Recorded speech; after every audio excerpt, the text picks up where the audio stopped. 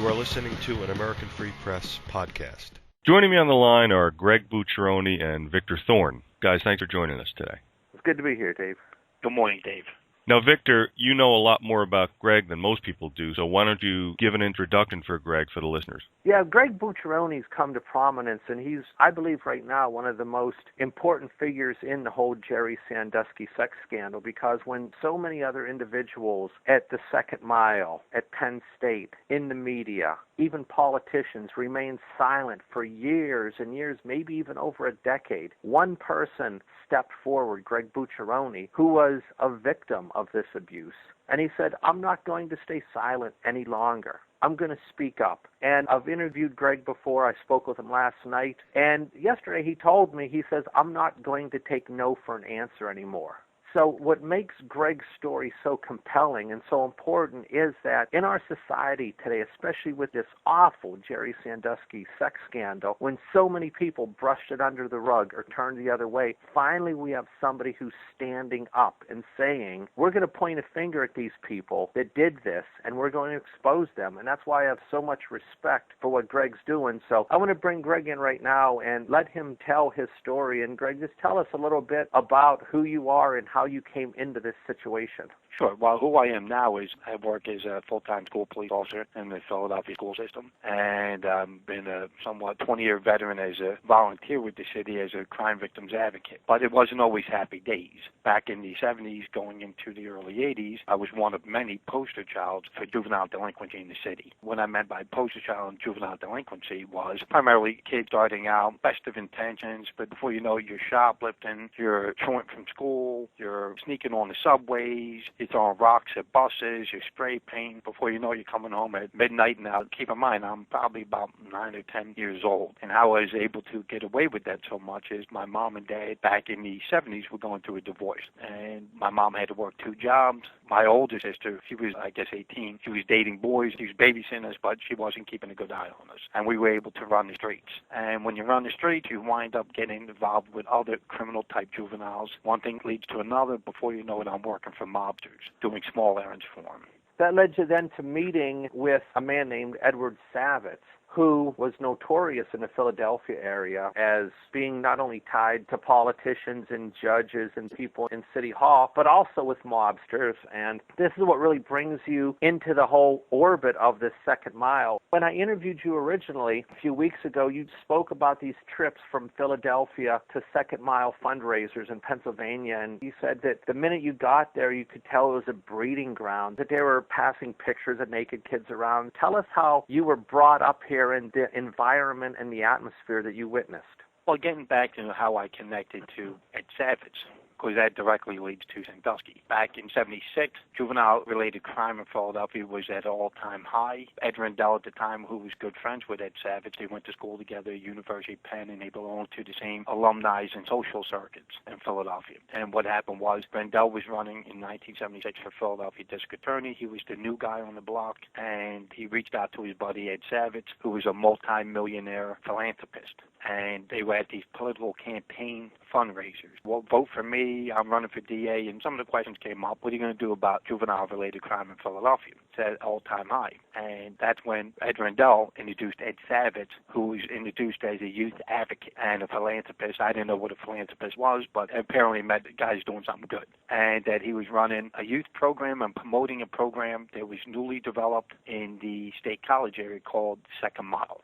And they were promoting this thing. Well, this is a program that's going on. We're going to do it, and we're going to work to inner-city at-risk kids by the time the program's up and going 100% to somewhere in central western Pennsylvania, and the kid's going to be taken out of the city environment and have a better life experience there. And that was as an alternative to arresting kids and throwing them in juvenile detention centers or dysfunctional houses where kids stay at. I think they're called foster parents and stuff like that. Instead of taking kids there, they were promoting the evolving of Second Mile. So I was introduced to him. I signed up. Ed Savitz became my youth advocate. That was in 76. Then we're going into 77. And by 76, going into 77, there was a filling out process with Savitz. He was picking and choosing certain kids. I tell people I'm a bald-headed old guy now, but back then I was this young Vinnie Barbarino from Welcome Back Kotter looking kid. good-looking kid, and Savage, he was very fond of me, and he took me under his wing and then slowly started to groom me. It started out little things like, let's go to a pool, let's go here. If you had sex with some of the females that you got hanging with, can I watch? And then one thing led to another, and before you know it, you're caught up in the middle of a child pedophile ring. So eventually, like by 79 and 80 then, Savitz is bringing you up to State College, the State College area, second mile fundraisers. And you said it felt like this breeding ground, that kids were exchanged and swapped like baseball cards, that you felt dirty and cheap, like a little go-go dancer at a bachelor party. So once you get up there, this is really important, is to describe to people so they can understand what this atmosphere was like among these pedophiles. And of course, all of them weren't pedophiles, but the ones that were involved in this. Tell us about the atmosphere and how these people operated.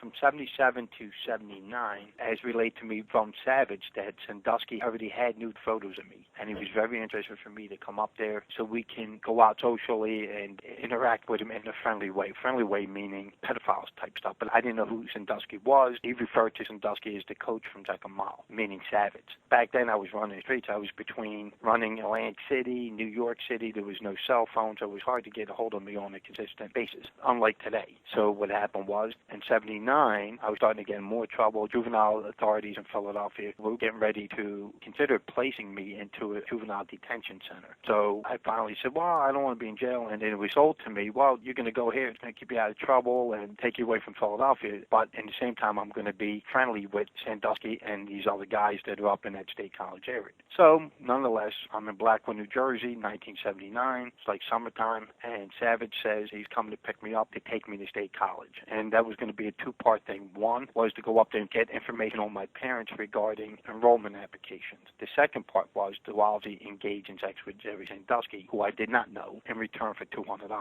So it gave the appearance to my parents that, well, you know what, he's going to take them up there and they're going to be there. My stepfather at the time was a big Penn State fan, and he always watched the football game, so he's all excited. Maybe this will save this kid. And quite frankly, I thought, well, maybe this is a turning point in my life. I wasn't sure. I was kind of in a gray area in the adolescent state of mind. So picks me up, drives me over. On the way there, he's telling me and this other kid, I want you guys on your best behavior, this and that. He's talking about that. Joe Paterno comes in the room. You guys got to be on your best P's and Q's and your best behavior. And I didn't know who any of these guys are. The only thing I knew was the coach from second mile. Now, how I knew him was by Savage constantly talking about him in second mile, via conversations in Philadelphia of me going there to visit and meet this guy. So eventually I get up there, and I don't know who's who. I know some guys. This is a program. Looks like important people there, but I'm being brought there, and I'm kind of figuring out who's got my best interest, who doesn't, and I'm kind of feeling out body language and the general vibe. So eventually Savage introduced me to Sandusky, and when I see him, it's not what I expected at all. I'm looking for some little weaselly, degenerate-looking guy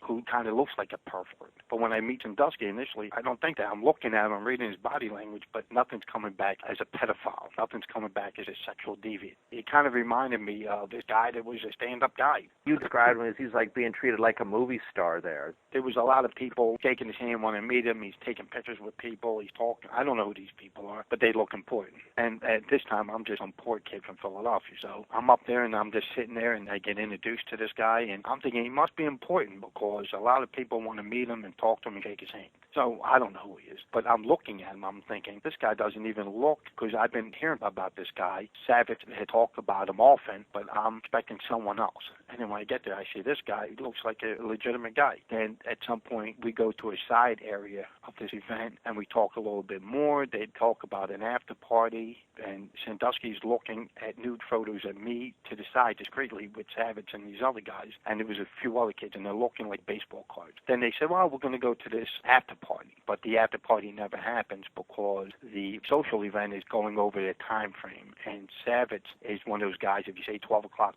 means 12 o'clock. It doesn't mean 12:15 or 12:40. So he's on the time frame, and he wanted to get back. So Sandusky says, well, I'll leave him here, and maybe we could get someone to take him home tomorrow. And then I remember Savage and Sandusky debating about that, and then Savage pulls me aside and says, look, I'm not leaving you here with these sickos.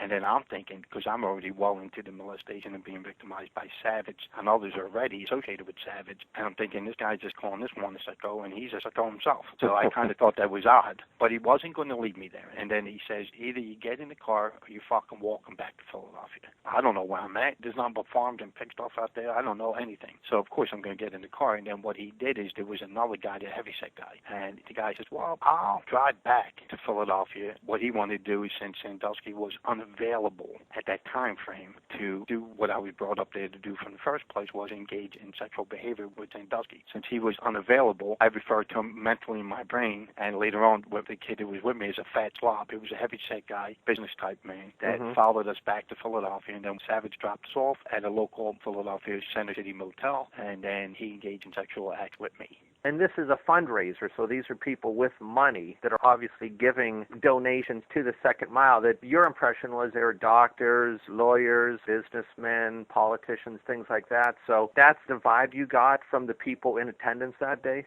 Well, there's two vibes I got. Initially, I got the initial walking in, and everyone looks to be official, and everything's on the up and up. And for the most part, it was. But then what happened is, as the event's going on, especially as it's starting to wind down, you're sitting over here, then Savage will come up and, yo, this is the kid I've been talking to you about. Hint, hint, wink, wink. This secret handshake grip and how they kind of like massage your back. Well, his main purpose was, of course, to give the appearance to my parents that he was getting me an enrollment application and to take me out on the day event. But the main thing was to introduce me to his friends. And apparently that Savage had been bragging about me to his friends since '77, and that he shared new photos. And even at that event, discreetly amongst themselves, they were looking at new photos that did not just me, but other kids. So what happens is you go there and everyone looks legit and everyone looks like the typical Brady Bunch dad. But then as you get to the side a little bit, then their behavior changes. And this is how you know who's got your best interest and who doesn't. And what I mean by behavior is it goes almost like I'm a girl at a bar and a guy wants to buy me a drink. And then it goes from being straightforward, kind of bass in his voice, to bass drops, to body language change. It becomes more touchy-touchy. They didn't touch my private parts, but they're like rubbing on my knee, like just touching my hand, kind of like just fixing my hair, massaging my back, and then the body language. And then that gets into, oh, well, you know, I'm going to have a party. I would love you to come over there. And he said, do you have swimming shorts? They always joked about that because a lot of these parties involve pools. And the kids that they were feeling out and trying to groom and see how far these kids would go, bring some of your girlfriends. The girlfriends is because a lot of these guys don't want to be construed as gay. But if you have girls there and the girls are skinny dipping and you're skinny dipping, it's the icebreaker. And then they would say, well, bring your shorts. Not that you'll need it. Hint, ha, ha, ha, ha. And they always joked about stuff like that. Then you got to realize the ones that didn't have your best interest, the ones that you were like the go-go girl at a bachelor party. Every bachelor party, you have guys that don't really engage the go-go girls. They're just there for their buddy. Then the other ones that are the dogs. And they come there and they're like a dog in heat. Well, that's how some of these people were. And here's the odd thing. Even though I didn't see him, they thought Paterno was in the area. Now, I never knew who Paterno was. I just heard his name mentioned when we get up there. Of course, we're troubled kids, so if there was alcohol, they were going to try to drink it. If there's other kids there and they look at us wrong, we're going to punch them in the face. So they want us on our best behavior. And then now here's the odd thing. I'd never seen Paterno there, but I didn't know what he looked like. And quite frankly, I didn't start following up on Paterno until a couple of years ago in the late 90s, only because one of my friends was watching Penn State football, and then I think there was a brief documentary on Paterno. My guess is that Paterno was somewhere there, or was assumed to be there. And also I need gay guys that are kind of touching, feeling, talking soft and sexual with us. It's almost like a guy and his wife comes in and catches him in a bar, well, straight and narrow. And their voice, the bass gets louder and deeper. All the soft posture becomes like a straight military posture. You can see that the whole body language, the whole expressions, everything changed about them, just with the concern that Paterno was going to be there. He was there, or he was in the area. The feeling that we got, in layman's terms, a lot of people could relate to this. They go to use an ATM, and every time you use an ATM, even in your good neighborhood, you kind of look side to side, whether you know you're doing it or you're just doing it. Hey, let me see who's around me before I use this ATM. Yeah. And then you see a cop car parked there, or the cop's right behind you going to use the ATM. You get this feeling of security and safety. That's the feeling that I could best describe when it was said, even though I didn't know what Joe Paterno looked like at the time, when it was said that he was there. And these guys got away from us, and the whole behavior changed. And that in itself lets me know not only is he not an enabler, but he ain't got nothing to do with any of this, and they're scared that he's going to find out. There's a local radio talk show host here on 2 different occasions raised a great question. How do these pedophiles go about doing this? In other words, he says if somebody wants to go and buy a bag of weed or whatever, you'd know about where to go, and you go up to someone and it's like, hey, you got any smoke? But he says, how do these people, because it's so foreign to 99.999% of everybody, so how does even somebody break the ice, or how does someone get involved in this activity to even do it? That's what he's been asking, and it's a great question because I don't know the answer either. Well, I can't speak on behalf of Sandusky and how he did it. I know how Savage and people in the Philadelphia, New York City area did it. They didn't know each other. Philadelphia had, and just like New York City and Times Square, had peep shows, these adult movie theaters all over the place. Triple X, burlesque shows, X-rated movies, peep shows, bookstores. You could get anything there. And that was the magnet for societies. It was in certain what they called the porn districts. New York City had it up in Times Square. Philadelphia had it in Center City. And that's where you had a certain block radiuses, so many blocks that was consumed with X-rated bookstores, very criminal elemented bars, and businesses to detract undesirables within a congested area. They used to call it the porn district or the red light districts. I don't know how Savage met Sandusky. He never told me. But how they interacted if they didn't know each other in Philadelphia, meaning other pedophiles that was associated with this pedophile ring that was associated with Sandusky and Second Mile. How many of them met or how they get to interact. They go to these peep shows. Now they don't know each other. They walk in, but as they're peeping back and forth, and then adolescent boys were allowed to go in there. It's against the law, but nobody's saying nothing. And it generates business for these mobsters or runners. So we're back and forth, and they say, hey, you want to come in and watch a movie with me? That's where the prostitution goes. And then I guess by seeing it enough times, interacting and seeing this one and that one, and just by being in the peep show at the same time as this guy, you get to see people all the time. And then before you know it, they're conversating. And then one thing leads to another, and it goes from two separate individual pedophiles to now a group of pedophiles that know each other. And then, of course, they exchange telephone or communication, whether it was a fax or a phone number or a mailing address. And now they're starting to build up a small network. And then before you know it, you go from a handful of them to a whole bunch of them. I wonder how these upper-level people that would be at the Second Mile or other functions in the tri-state area or all across the country, the more wealthy individuals. Do you have any idea how these people, because people that are hanging out at peep shows and in the porn district aren't going to be the wealthy to-do individuals making large donations to the Second Mile or any other organization. So how do the wealthy people get into it that Savitz would know?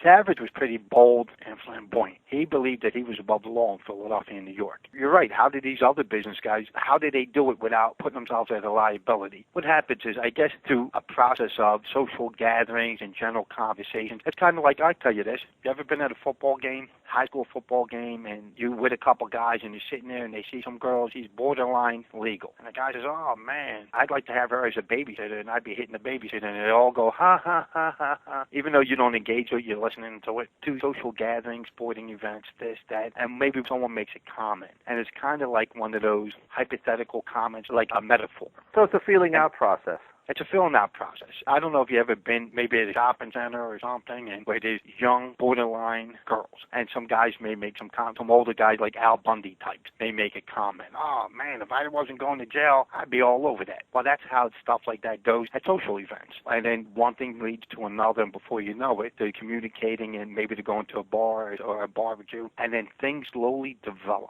It's like a friendship. Yeah. I don't know how many times where you met someone and you don't know this person, then you start dialoguing a little bit, and before you know it, you become friends. Well, they become friends. He must have taken you to other functions other than just the Second Mile, where these individuals were preying on boys also, didn't he? Second Mile was a very tiny part of my victimization. When I mean victimization is, people are like, well, you said he didn't touch him. Nah, he didn't touch me. He had nude photos of me. He solicited Savage to pick me up in New Jersey, took me across state lines to Penn State or State College area. He was going to give me $200 to do some kind of sexual perversion act. Even though he didn't do it, I'm still a victim because those are all crimes, and he targeted me and exploited me with alcohol, the promise of drugs or this or that, and cash in return for a sexual favor. And at the time, I think, when that occurred, I think I was 79. I think I was 13 years old or 14 years old. So roughly, I'm a kid. I'm not no 17-year-old kid. I'm a young, becoming an adolescent, young teenager. Yeah, I went to all the social events. A lot of times we met pedophiles at political fundraisers. The social gatherings, they had the arts and culture. That was another place we met a lot of them, where we'd sit down and there would be some kind of play or this and that, and they would interact. And not everybody was a pedophile. A lot of people, hey, hi and goodbye, and pretty much they didn't engage in conversation or behavior that would be associated with pedophile. But there was those. How you knew those were those is Savage would always walk up and introduce me to the guy and say, this is the kid I've been talking about. Oh, that's the kid in the picture? Because sometimes the pictures didn't include your face. They included just from your waist down, or you're in a position where it's hard to really take a good look at the face because maybe you're bent over or something. A lot of these guys were business guys and they were married, or they were living a double life.